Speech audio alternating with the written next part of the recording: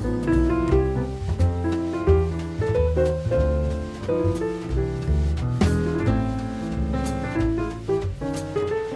friends, welcome Hip Cats Groovy Chicks to the Jazz Ranch down south. I know it doesn't look much like a ranch, but we're here on vacation visiting our families. And I have a special video for you today. It's the song Good Morning Heartache, made popular by Billie Holiday. But I'm going to be talking about arranging and how to make a great arrangement and things that I've learned by analyzing Bill Evans' music, his playing, and the way he arranges his songs. So I'm going to play the song for you first, and then I'll talk about the concept afterwards. So here we go with a great song, Good Morning Heartache.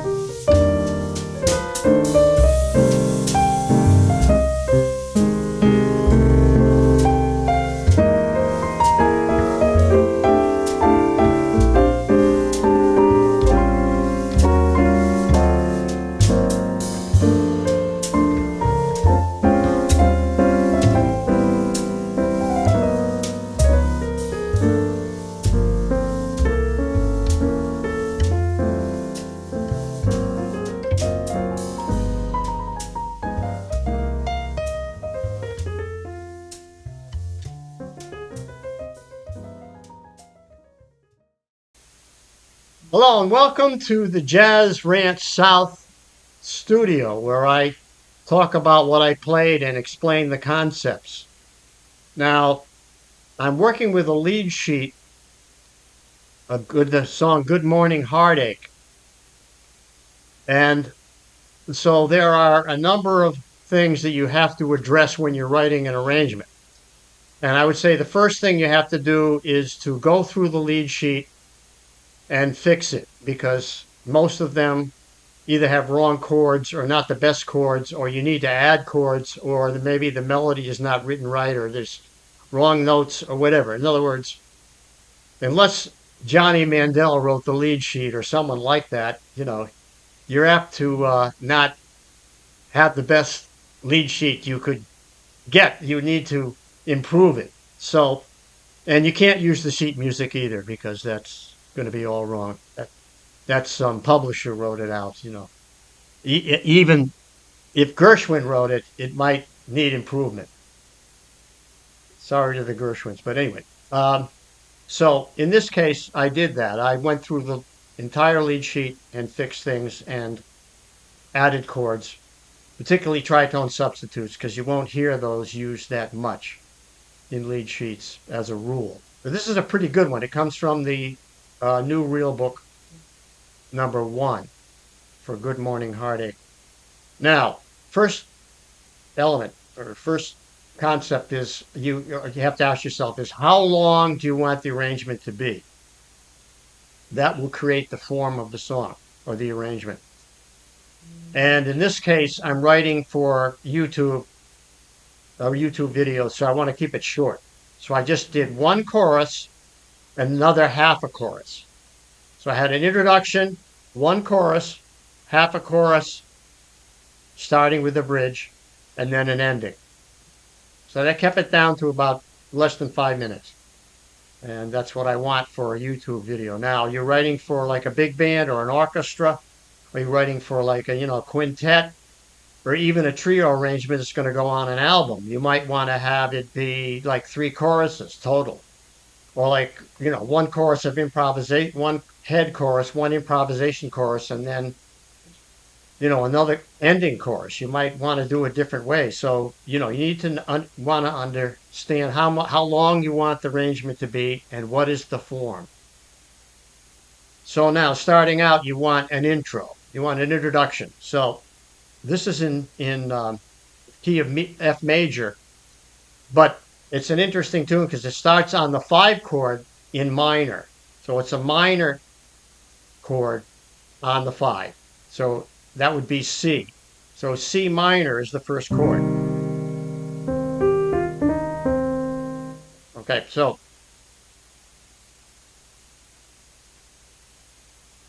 for an introduction, you could just start out with the C minor, which is what I did at first, and then just repeat it. That seemed dull to me. So what I did was I created a way to get to the C minor chord by way of a progression. And you want to end up on the 5 of this C minor, altered some way. Maybe like a C7 sharp 5 flat 9. It's a nice chord to approach the C minor. Or it could have been a D flat. D flat chord.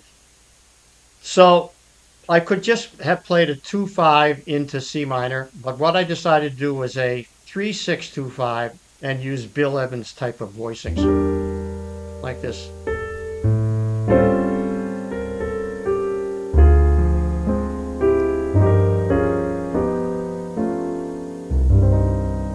Yeah, you see, that's interesting to me. So 3-6-2-5 with those kind of sharp 9 diminished patterns.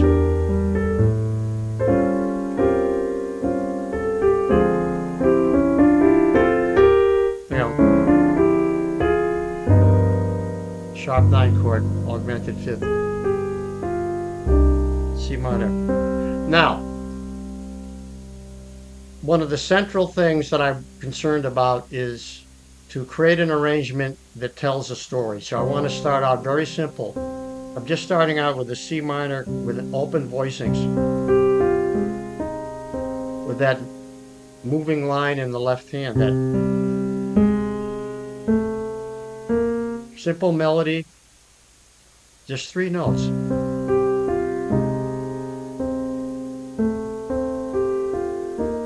Like that, just starting out simple. And that's a good way to start. Start simple and build. You have somewhere to go. You're telling a story, you're starting your listener out, getting them involved and interested, and then let it progress. Dynamics, adding things in, building over a period of time. So starting out, right there, I decided to change the chord to a tritone substitute. Now, how did I know to do that? Because from experience, I know that you can approach a chord with its tritone substitute, and that's a good place to use one because it would change.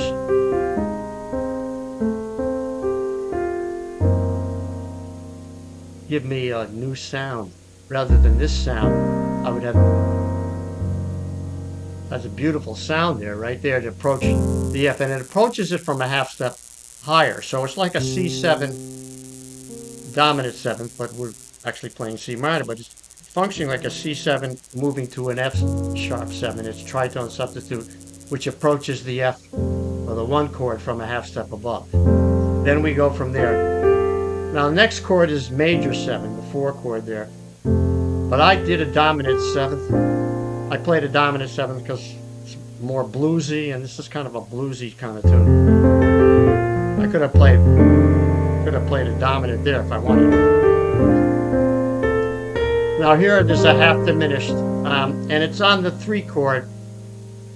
Normally in F the 3 chord would be A minor 7, but now it's half diminished because it's approaching a G minor 7, and G minor scale has an E flat in it.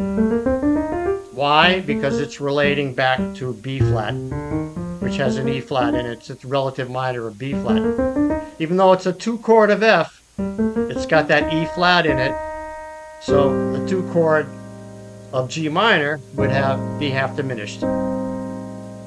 That's a theory thing that you want to understand. Then here's the tritone substitute written in the actual score. So it has A minor 7, E flat 7 to D7, and then I put in additional approach, tritone substitute approach to the 2 chord, A flat 7. Now here,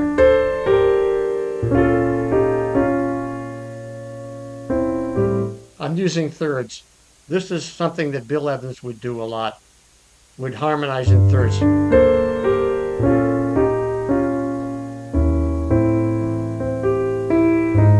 Interesting movement. 3, flat 3. That's the way the tune was written. So it's interesting that it's a standard, but it has the feeling of a jazz tune. And just that alone indicates that I'm playing a 2-5, right? The 7 of the A flat minor going to the 3rd of the D flat. I don't even need to play the D flat because the bass player is playing it. So, and then that nice minor chord with the 11 in the melody to a sharp 9 here. You see, though that sharp 9 and that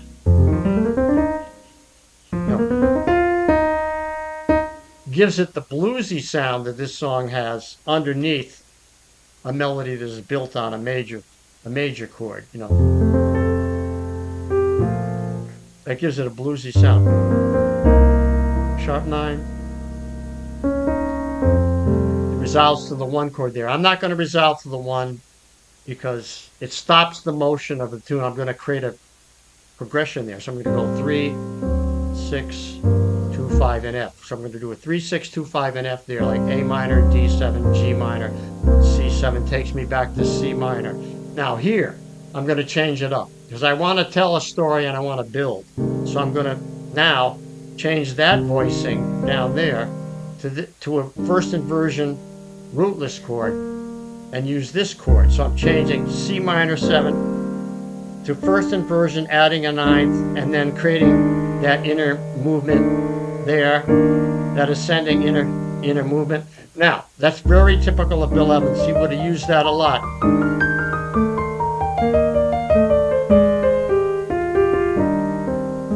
Use that harmony a lot. So there you go. And then I'm going to expand the right hand. Tritone there again. More harmony in both hands. There's my alteration of the A half diminished chord. I'm making it a 13 like that with a sharp 9 in the melody. That's very Bill Evans typical, that sound. I'm building the story.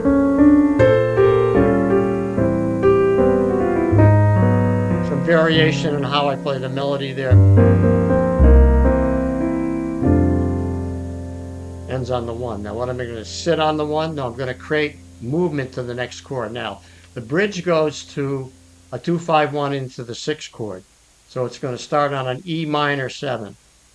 And it's not going to be half diminished. That's the interesting thing. It should have been half diminished according to the scale.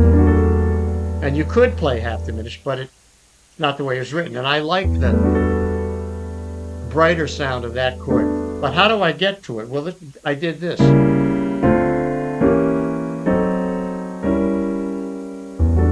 Now, what is that? It's just, I'm creating a melodic fill, but I'm using the Barry Harris diminished 6th scale, which is this one.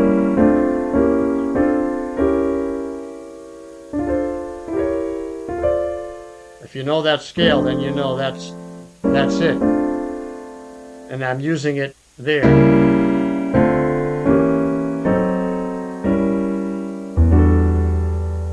Works perfectly to get me to that 7 chord minor 7, minor 11. Now, sharp 9, 6th chord. Now I'm not just going to sit there, I'm going to go make it a 2-5. Major, major, major, D major. And I'm not going to sit there, I'm going to create a progression. So D major, F7, E minor, E flat 7, taking me back to D minor. Sharp 9. And then I need a fill there. I'm not going to just sit on it.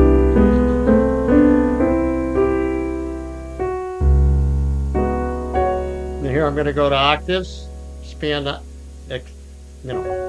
more sound in the right hand. Now this is interesting. It's an alteration from the C minor up a half step to C sharp minor, C sharp minor, F sharp 7, and then you're repeating that same melody on a C minor. Interesting that the composer left you there on a C minor, F7, and he's going to go right back to C minor. But it works. Works beautifully. Probably because he's playing on the 11 rather than playing on some other note. If he had made it, wouldn't have been so good. But that 11.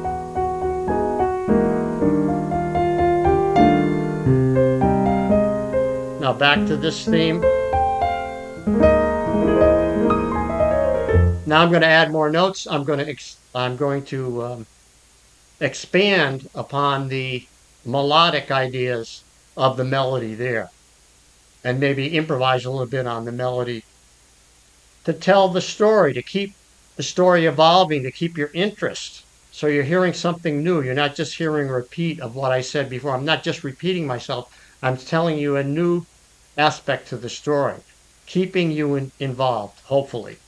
And so that's what I do. And then the next thing is improvisation. Now that's a totally new thing, and I'm playing eighth notes. So you're hearing more eighth note passages, and you're hearing a creative thing that I'm creating out of the chord progression off the top of my head. So hopefully that becomes, and if you're someone like Bill Evans or Ahmad Jamal, that becomes even more interesting than the melody. It's a whole new melody. It's a whole new idea. It's a whole new experience. Now, for the ending, after the improvisation, I go back and repeat. I'm on the bridge now. I repeat the last A, and I improvise more on the last chorus. And then I go to an ending, which lands me on the one chord. And then I create a progression there, a 1-6-2-5 or a 1 flat 3 2-5, in which I'm going to play on the blues scale.